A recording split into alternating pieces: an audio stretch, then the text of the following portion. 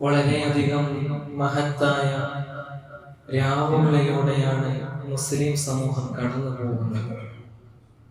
അള്ളാഹുവിന്റെ വിശുദ്ധമായ ഖുർആൻ ചില സന്ദർഭങ്ങളിൽ സമയങ്ങളെ സത്യം ചെയ്ത് പറയാറുണ്ട്.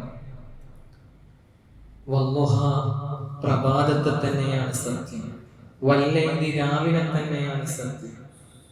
എന്നാൽ അള്ളാഹുവിന്റെ വിശുദ്ധമായ ഖുർആൻ അതോടൊപ്പം സത്യം ചെയ്ത് പറഞ്ഞത് അത് വലയാലി നാശിർ, വൽ ഫജ്രി വലയാലി നാശിർ, 10 രാവുകൾ. ആ രാവിനെ മഹത്വമുണ്ടെന്ന് അറിയിക്കുവാൻ വേണ്ടി അല്ലാഹു സുബ്ഹാനഹു തആല വിശുദ്ധമായ ഖുർആനിൽ അവതീർണമായ ഒരു സൂറത്ത് തന്നെ സൂറത്തുൽ ഫജ്ർ എന്നാണ്. ഒരു 10 രാവ് വളരെ മനോഹരമാണ്. ആ രാവിൽ പവിത്രതയുണ്ട്. നന്മകൾക്കും തസ്ബീഹുകൾക്കും തഹ്ലീലുകൾക്കും വലിയ പ്രതിഫലമുണ്ടെന്ന് അറിയിക്കുവാൻ വേണ്ടി അല്ലാഹു സുബ്ഹാനഹു വ തആല ഒരു സൂറത്തിന് തന്നെ പേര് കൊടുത്തത് സൂറത്തുൽ ഫജ്ർ എന്നാണ്. എന്നിട്ട് ആ സൂറത്ത് ആരംഭിക്കുന്നത് തന്നെ വൽ ഫജ്രി വലയാലിൻ അശ്ർ, അതിലുള്ള 10 ദിവസത്തെയും സത്യം ചെയ്തുകൊണ്ടാണ്. 10 രാവുകൾ, 10 ദിവസം എന്ന് പറഞ്ഞാൽ ആ 10 രാവുകൾക്ക് പ്രതിഫലമുണ്ടെന്നാണ്. മഹാനായ മുഹമ്മദ് മുസ്തഫ സല്ലല്ലാഹു അലൈഹി വസല്ലമ തങ്ങൾ ഈ ദുൽഹിജ്ജയിലെ 10 ദിവസങ്ങളെ കുറിച്ച് പറഞ്ഞത് അഫ്ളലുൽ അയ്യാം എന്നാണ്. ദിവസങ്ങളിൽ വെച്ച് തന്നെ ഏറ്റവും പവിത്രതയുള്ള ദിവസങ്ങൾ എന്നാണ്. എന്റെ പ്രിയപ്പെട്ടവരെ, അതുകൊണ്ട് എന്തുകൊണ്ടാണ് ഈ പരിശുദ്ധമായ രാവുകൾക്ക് ഇത്രത്തോളം ആദരവും പ്രതിഫലവും ലഭിക്കുന്നതിന് കാരണം എന്ന് നമ്മൾ ചിന്തിച്ചു നോക്കുമ്പോൾ അള്ളാഹുവിന്റെ വിശുദ്ധമായ ഖുർആൻ അൽ ഹജ്ജ് അശ്ഹുറും മഅ്ലൂം, പരിശുദ്ധമായ ഹജ്ജ് കർമ്മം തന്നെയാണ്. ഒരു മുസ്ലിമിനെ സംബന്ധിച്ചിടത്തോളം അവന് കഴിവുണ്ടാകുമ്പോൾ അത് അവന്റെ സാമ്പത്തികപരമായി ആകട്ടെ, അല്ലെങ്കിൽ ആരോഗ്യപരമായി ആകട്ടെ, വഴിപരമായി ആകട്ടെ, ഏത് വിധേനയും ഒരാൾക്ക് കഴിവുണ്ടായാൽ അവന് ഹജ്ജ് ചെയ്യൽ ഫർളാണെന്ന് പരിശുദ്ധമായ ഇസ്ലാം പഠിപ്പിക്കുകയാണ്. മഹാനായ ഇബ്രാഹിം നബി അലൈഹിസ്സലാം കഅബ പുനരുദ്ധാരണ കർമ്മത്തിന് ശേഷം ഇങ്ങനെ മഹാനായ ഇബ്രാഹിം നബി അലൈഹിസ്സലാമിനോട് അല്ലാഹു കൽപ്പിക്കുന്നുണ്ട്, വഅദ്ദിൻ ഫിന്നാസി ബിൽ ഹജ്ജ്, അല്ലയോ ഇബ്രാഹിമേ അലൈഹിസ്സലാം, ഇനി കഅബ പണി പൂർത്തിയായി, കഅബ പരിപാലനം പൂർത്തീകരിച്ച സ്ഥിതിക്ക് നീ വിളിക്കണം, വഅദ്ദിൻ, നീ വിളിക്കണം, ഫിന്നാസി, ജനങ്ങളിലേക്ക്, ബിൽ ഹജ്ജ്, ഹജ്ജിലേക്ക് വരാൻ. എന്നിട്ട് അല്ലാഹു തന്നെ പറഞ്ഞതെന്താണ്? യഅതൂക റിജാലൻ വഅലാ കുല്ലി ളാമിരിൻ യഅതീന മിൻ കുല്ലി ഫജ്ജിൻ അമീഖ്. അതെ, ആളുകൾ അവർക്ക് കഴിയുന്ന രൂപത്തിലൊക്കെ ഇവിടേക്ക് കടന്നു വരുമെന്ന് അല്ലാഹുവിന്റെ വിശുദ്ധമായ ഖുർആൻ പറയാം. ഏത് കാലത്താണ് പറയുന്നത്? ഇതിന്റെ തഫ്സീറുകളിൽ മഹാന്മാരായ പണ്ഡിതന്മാർ പറയുന്നുണ്ട്, മഹാനായ ഇബ്രാഹിം നബി അലൈഹിസ്സലാം ഇങ്ങനെ എഴുന്നേറ്റ് നിന്നപ്പോ മഹാനായ ഇബ്രാഹിം നബി അലൈഹിസ്സലാം തന്നെ തന്റെ ശരീരത്തോട് ചോദിച്ചുവത്രേ, അല്ല, ഈ വിജനമായ ഭൂമിയിൽ എന്റെ വിളിക്ക് ഉത്തരം നൽകാൻ ആരാണുള്ളത്? കാരണം അന്ന് മക്ക വിജനമാണ്.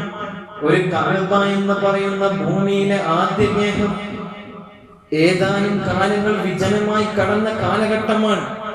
ആ സമയത്താണ് മഹാനായ ഇബ്രാഹിം നബി അലൈഹി സ്വലാത്തു വസ്സലാമിനോട്, ഇബ്രാഹിം നബിയെ, നിങ്ങൾ വിളിക്കണം ജനങ്ങളെ ഹജ്ജിലേക്ക് കടന്നു വരാൻ. ആ സമയത്ത് മഹാനായ ഇബ്രാഹിം നബി അലൈഹി സ്വലാം ആത്മഗതത്തോടെ മനസ്സിൽ വിചാരിക്കുകയാണ്, അല്ലാഹുവേ, ഞാൻ ഈ വിജനമായ ഭൂമിയിൽ വെറും മുൾച്ചെടികളും മണലാരണ്യങ്ങളും മാത്രം നിറഞ്ഞു നിൽക്കുന്ന ഈ മരുഭൂമിയിൽ എന്റെ വിളിക്ക് ആര് ഉത്തരം കേൾക്കാനാണ്? പക്ഷേ ഇതിലൊക്കെ നമുക്ക് വലിയ പാഠമുണ്ട്. അല്ലാഹു സുബ്ഹാനഹു വ തആല ഇബ്രാഹിം നബി ഒരു ദൗത്യം ഏൽപ്പിച്ചിട്ടുണ്ടെങ്കിൽ അത് അല്ലാഹു വഴി പൂർത്തീകരിക്കുമെന്നാണ്. നോക്കൂ നിങ്ങൾ, പിന്നെ അല്ലാഹു തന്നെ പിന്നീട് വന്ന പ്രവാചകൻ നബി മുഹമ്മദ് മുസ്തഫ സല്ലല്ലാഹു അലൈഹി വസല്ലമ തങ്ങളിലൂടെ അവതീർണമായ വിശുദ്ധമായ ഖുർആനിൽ പറയുന്നുണ്ടല്ലോ, അതെ, അവർ വരും, കാൽനടയായി ഒരു പക്ഷേ വരാം. ഇബ്രാഹിം നബി അലൈഹി സ്വലാം വിളിക്കുന്ന സന്ദർഭം ഏതാണ്?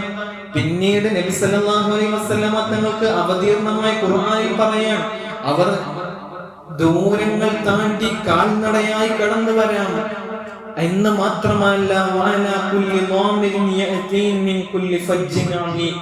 അവർക്ക് എന്തൊക്കെ സൗകര്യങ്ങളുണ്ടോ ആ സൗകര്യങ്ങൾ അതൊരു പക്ഷെ വാഹനത്തിന്റെ വ്യത്യസ്ത വിദൂര സംവിധാനങ്ങളുടെ വിവേടനങ്ങൾ ഉപയോഗിച്ചായിരിക്കാം അവർ കടന്നു വരിക. അങ്ങനെയൊക്കെ ഇബ്രാഹിം നബിയെ താങ്കളുടെ വിളിക്ക് ലബ്ബൈക് അല്ലാഹുമ്മ ലബ്ബൈക് എന്ന് വിളിക്കുത്തരം നൽകി സഹസ്രാബ്ദങ്ങൾ കടന്നു വരുമെന്ന് മഹാനായ ഇബ്രാഹിം നബി അലൈഹി സ്വലാമിനോട് സന്തോഷത്തിന്റെ ഒരു ആനന്ദത്തിന്റെ വർത്തമാനം അള്ളാഹുവിന്റെ വിശുദ്ധമായ ഖുർആൻ പറയുന്നു.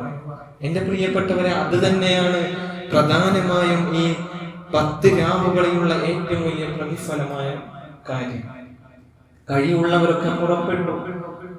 നമ്മുടെ നാട്ടിൽ നിന്നും അതുപോലെ നമ്മുടെ സമീപ സ്ഥലങ്ങളിൽ നിന്നൊക്കെ ആളുകൾ ലബ്ബൈക് അല്ലാഹുമ്മ ലബ്ബൈക് എന്ന ഈരടിയുമായി അവർ പരിശുദ്ധമായ ഇബ്രാഹിം നബി അലൈഹി സ്വലാമിന്റെ വിളിക്കുത്തരം നൽകി അവരെല്ലാം കടന്നുപോയി.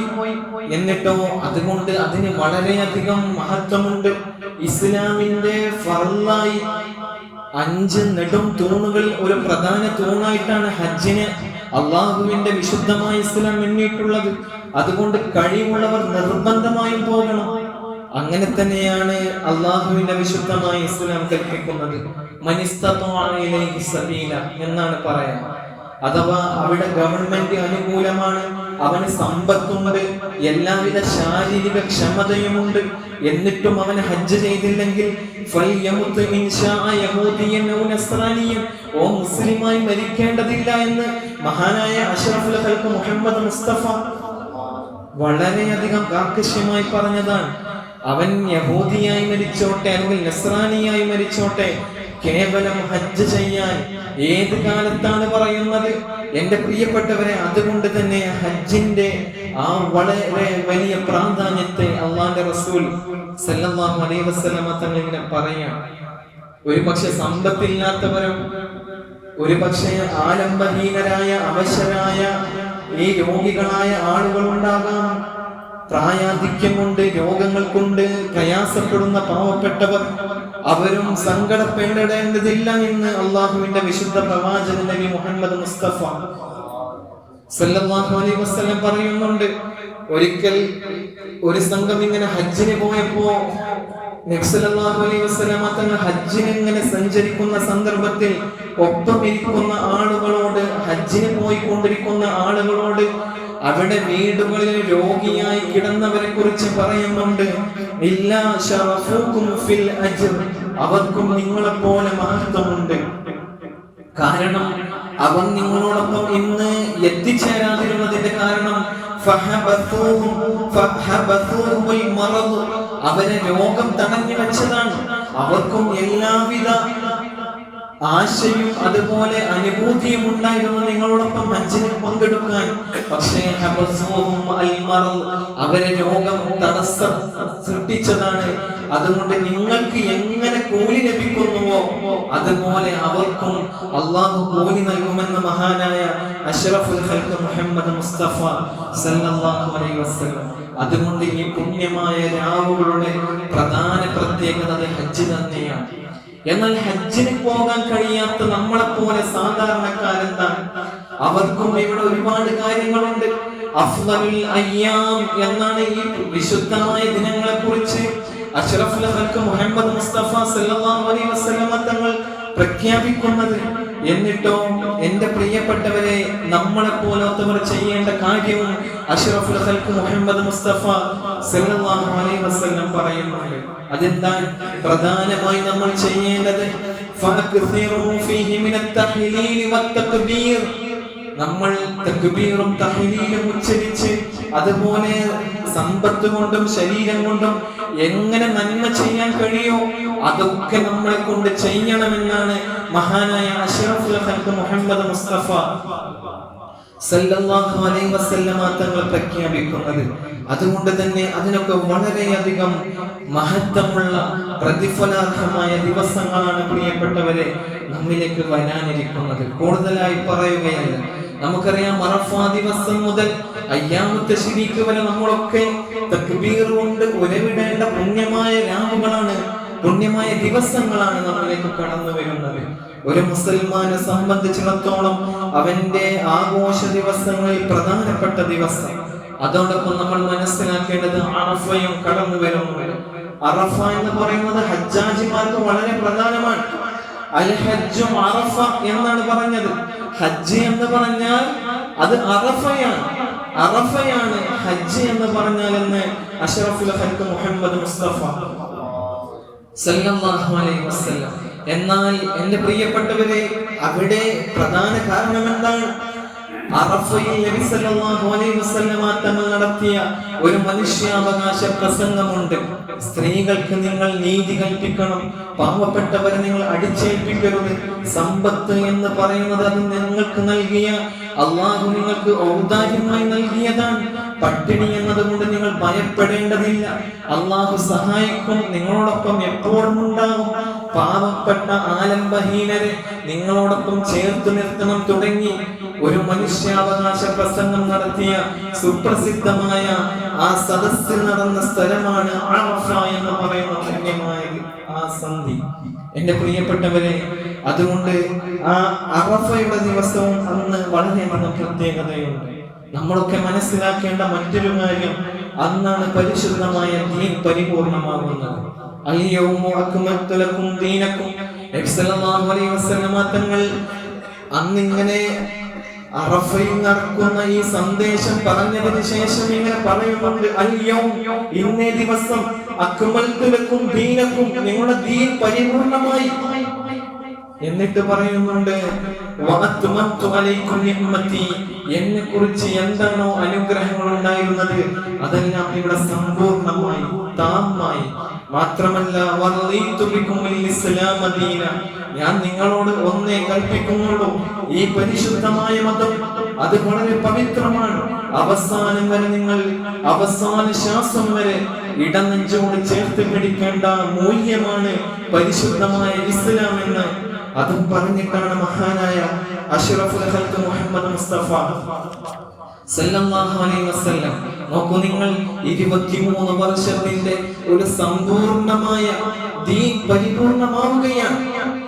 മഹാനായ നബി സല്ലല്ലാഹു അലൈഹി വസല്ലം കടന്നു വന്നപ്പോൾ എങ്ങനെയാണോ ഇവിടെ നിന്നിരുന്നത് അതെല്ലാം അപ്പം മറിച്ചിട്ട് അതിന്റെ പുറമേനി ശുദ്ധമാകുന്നത് പോലെ ഒരു ശുദ്ധമായ സംസ്കാരത്തിന്റെയും വസന്തത്തിന്റെയും പൂർണിമ സമ്മാനിക്കുകയാണ് മഹാനായ അഷ്റഫുൽ ഖൽഖ് മുഹമ്മദ് മുസ്തഫ.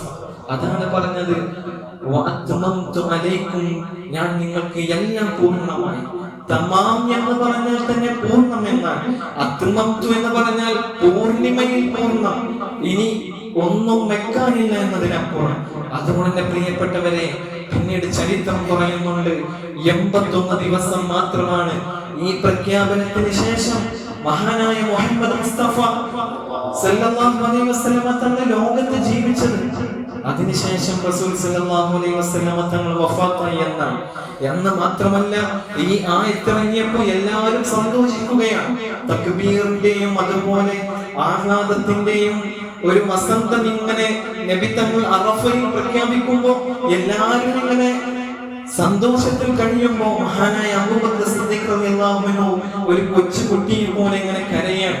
അപ്പൊ സഹാബികൾ ചോദിച്ചു, അല്ല, എന്താണ് അബൂബക്കറെ നീ ഇങ്ങനെ കരയുന്നത്? നമ്മളൊക്കെ സന്തോഷിക്കേണ്ട ദിവസമല്ലേ? കാരണം നബി സല്ലല്ലാഹു അലൈഹി വസല്ലം തങ്ങൾ ഇവിടെ പരിപൂർണമാക്കി ദീൻ. ആ സമയത്ത് നബി സല്ലല്ലാഹു അലൈഹി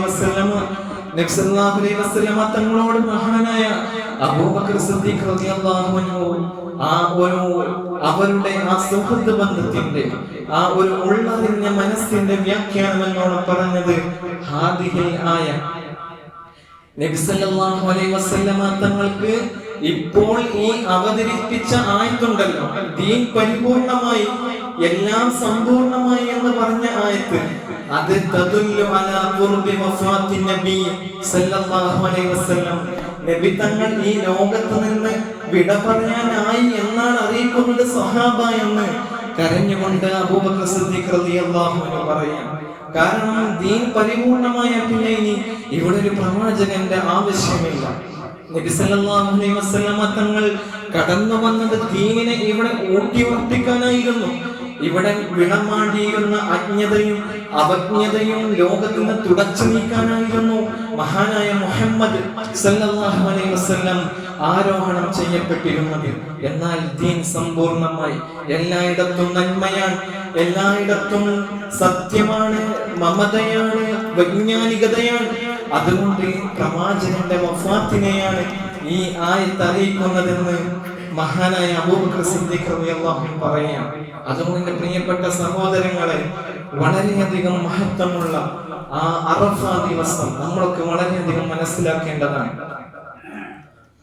അതുകൊണ്ട് മഹാനായ അബൂബക്കർ സിദ്ദീഖ് റളിയല്ലാഹു അൻഹു മനസ്സിലാക്കിയത് അങ്ങനെയാണ്. എല്ലാവരും സങ്കടപ്പെടുമ്പോൾ അത് അങ്ങനെ തന്നെ നടക്കുകയും ചെയ്തു. ഞാൻ പറഞ്ഞല്ലോ, 81 ദിവസം മാത്രമാണ് പിന്നീട് നബി സല്ലല്ലാഹു അലൈഹി വസല്ലം ഈ ആയത്ത് ഇറങ്ങിയതിനു ശേഷം ഈ ലോകത്ത് ജീവിച്ചത്. അതിനുശേഷം നബി സല്ലല്ലാഹു അലൈഹി വസല്ലം തങ്ങൾ വഫാത്തായി. ഇതിനു ശേഷമാണ് ഇദാ ജാഅ നസ്റുല്ലാഹി വൽ ഫത്ഹ് എന്ന സൂറത്ത് ഇറങ്ങുന്നത്. അപ്പോഴും ഉമർ റളിയല്ലാഹു അൻഹു കരയുന്നുണ്ട്.